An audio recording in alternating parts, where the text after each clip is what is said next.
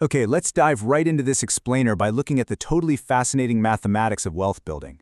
We're going to look at why the system seems to work seamlessly for some folks, but then feels entirely rigged for others. We're going to break down the actual mathematical reality of who gets rich in America, and more importantly, exactly how they do it.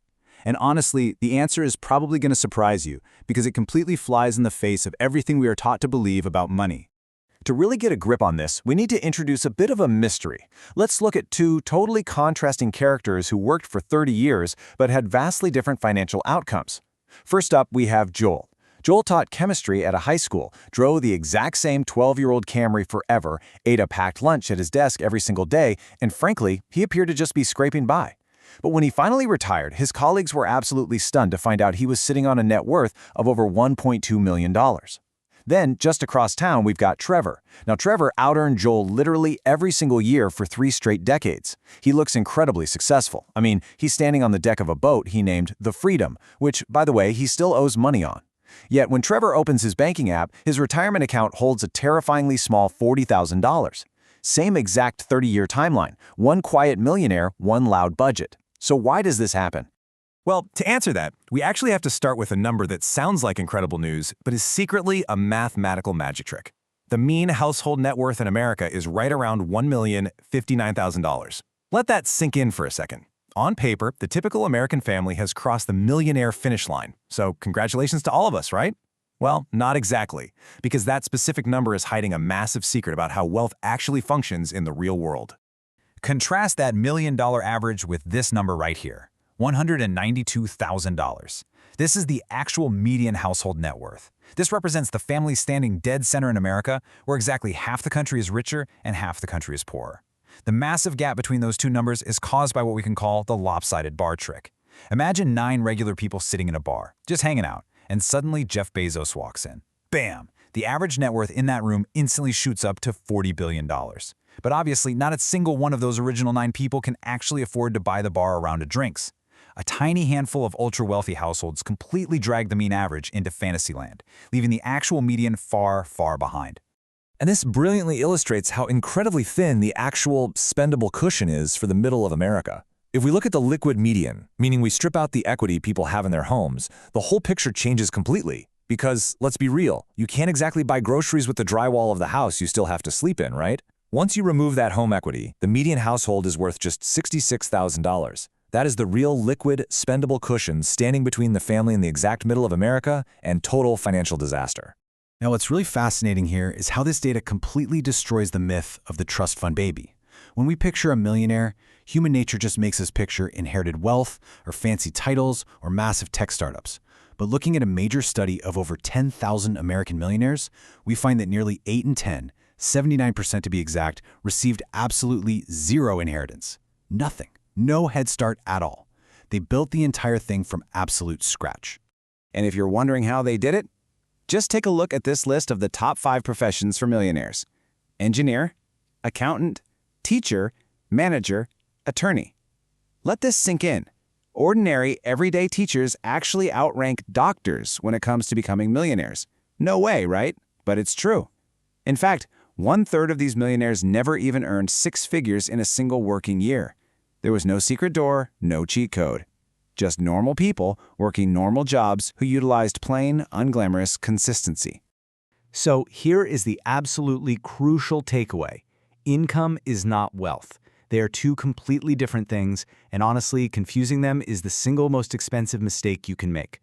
The world is generally split into 2 groups. You got the income statement affluent. People like Trevor who look super rich have the big salary, the huge truck, the fancy boat, but every single dollar that comes in immediately goes right back out. And then you have the balance sheet affluent. People like Joel. They look aggressively normal, a modest car, a modest house. But for decades, they quietly keep a chunk of everything they earn. Joel didn't have a money problem. Trevor had a keeping money problem. So this brings us to a really fascinating crossroads. If a massive salary isn't the magic ticket, and if it's not income doing the heavy lifting, what actually is? And on the flip side, where is the actual breakdown happening for most ordinary Americans who are trying to build long-term wealth? Well, to answer that, we've got to look at the downright brutal reality of retirement accounts. The average 401k is about $168,000. But again, that's skewed heavily by our Bezos and the bar trick. The median 401k is just $44,000, but the most alarming piece of data? It's that third one. For households right on the doorstep of retirement, people aged 55 to 64, the median balance is just $17,000. And that tiny little sliver is somehow supposed to last them 20 to 30 years. Now, look, it's incredibly easy for financial gurus to just wag their fingers at this and tell people to stop buying expensive lattes, right?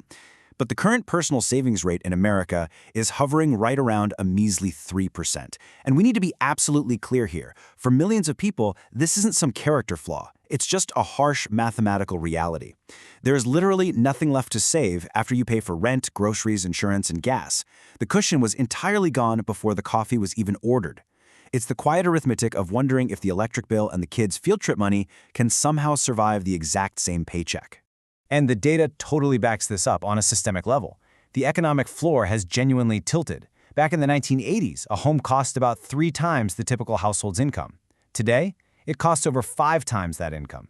Healthcare and college costs have completely outpaced paychecks. The surplus money the previous generations used to quietly invest has basically been eaten up by the fundamental costs of just keeping a roof over your head.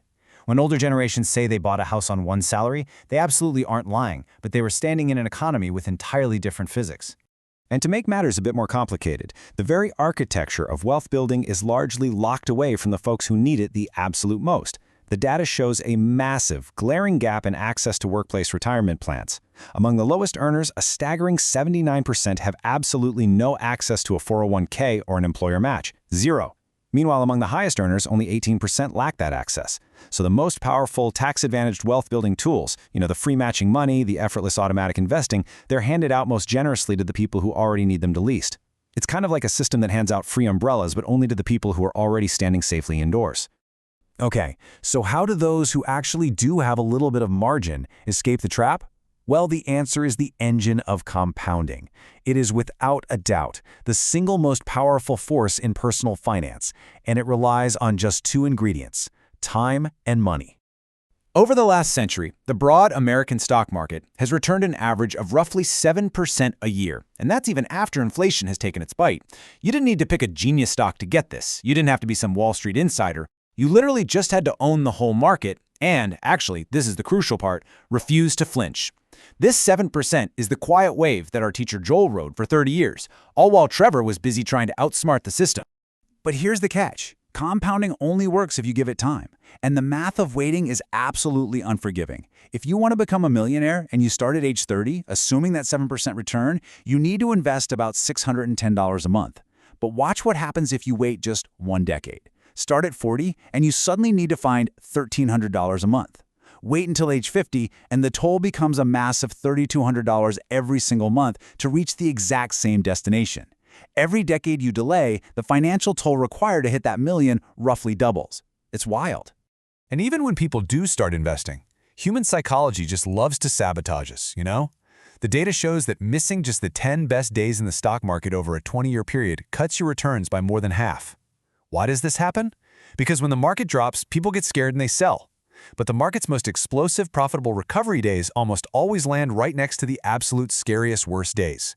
By selling during a panic, you basically guarantee that you capture all of the fear and you completely miss the entire recovery. So how do you actually win this game?